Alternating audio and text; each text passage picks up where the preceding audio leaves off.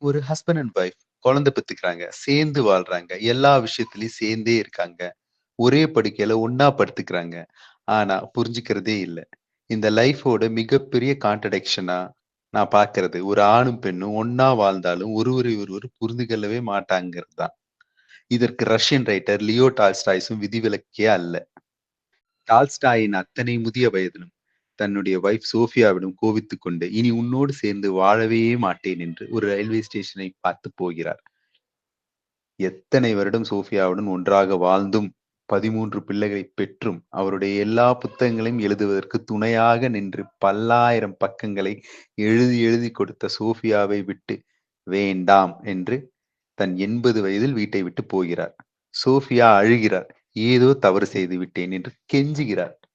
"இத்தனை வயதுக்குப் பின் நீங்கள் ஏன் போக வேண்டும்" என்று கதறுகிறார். டால்ஸ்டாய் பிரிந்து வீட்டை விட்டு போகும்பொழுது சோஃபியாவுக்கு 68 வயது.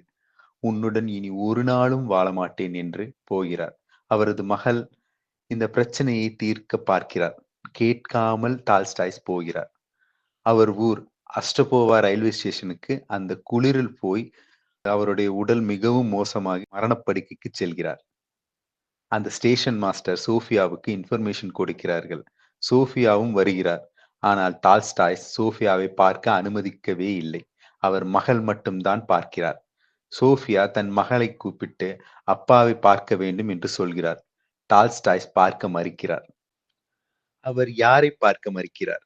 3 சகோதரிகள் உள்ள வீட்டிற்கு மூத்த பெண்ணை பெண் பார்க்கச் சென்று, மூத்த பெண்ணை விட்டுவிட்டு, நடுப்பெண்ணை விரும்பி, அதற்கு அவர்கள் அப்பா ஒத்துக்கொள்ளாததால், காத்திருந்து அவளை திருமணம் செய்து கொண்டு, 13 குழந்தைகளைப் பெற்று, வாழ்ந்து, எல்லா இன்பங்களையும் ஒன்றாக அனுபவித்து, அவர்கள் பெற்ற குழந்தைகள் இறக்கும் தருணத்தில் ஒன்றாக அழுது, எல்லாவற்றையும் சந்தித்து, கடைசியாக இப்போது சொல்கிறார், அவளைப் பார்க்க இஷ்டமில்லை. அவளைப் போகச் சொல் என்கிறார். சோஃபியா கதவுக்குப் பின் நின்று அழுகிறார். அழுதபடியே சொல்கிறார், "நான் அவரைப் பார்க்க விரும்பவில்லை. அவர் கைகளைத்தான் பார்க்க விரும்புகிறேன். அந்தக் கைகள்தான் நான் காதலித்த எழுத்தாளனுடைய கைகள். அந்தக் கைகள்தான் எழுதிக் குவித்த கைகள். அந்தக் கைகள்தான் வார் அண்ட் பீஸை எழுதியது. அந்தக் கைகள்தான் அன்னா கரீனாவை எழுதியது. கைகள் எழுதியதைத்தான் நான் பிரதி எடுத்தேன். அந்தக் கைகளுக்கும் எனக்கும் ஒரு உறவு உள்ளது. அந்தக் கைகளை மட்டுமாவது நான் ஒருமுறை தொட்டுக் கொள்கிறேன்" என்கிறார். டால்ஸ்டாய் சுவத்தைப் பார்த்தபடியே அதற்கும் அனுமதி இல்லை. எனக்கு இந்த வரிய படிக்கும் பொழுது தோன்றினது. ஒரு மனுஷன், எழுத்தாளன், கவிஞன், அவ்வளவு பெரிய மகா கலைஞன், உலகமே வியந்து போற்றக்கூடிய ஒரு மாபெரும் மனுஷனும் கூட. ஆனா கணவன்னு வரும் பொழுது வீராப்புடைய மூர்க்கமான, இன்னும் சொல்லப்போனா பிடிவாதமான ஆணாதான் எனக்கு அவர் இருக்கிறாப்புல. அவன் அந்த கண்ணீரை புரிந்து கொள்ளவே இல்லை. மகள்தான் கடைசியில அவரோட இருந்திருக்கிறாங்க. அவர் மகளோட கையில தான் அவர் இறந்திருக்காரு.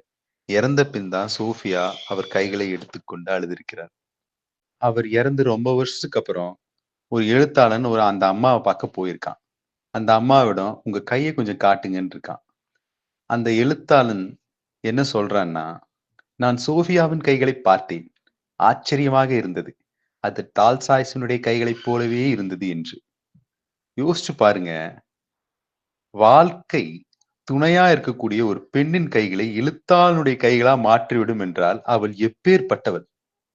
ஏன் இத வாழும்போதே அவர் புரிஞ்சுக்காம போயிட்டாரே?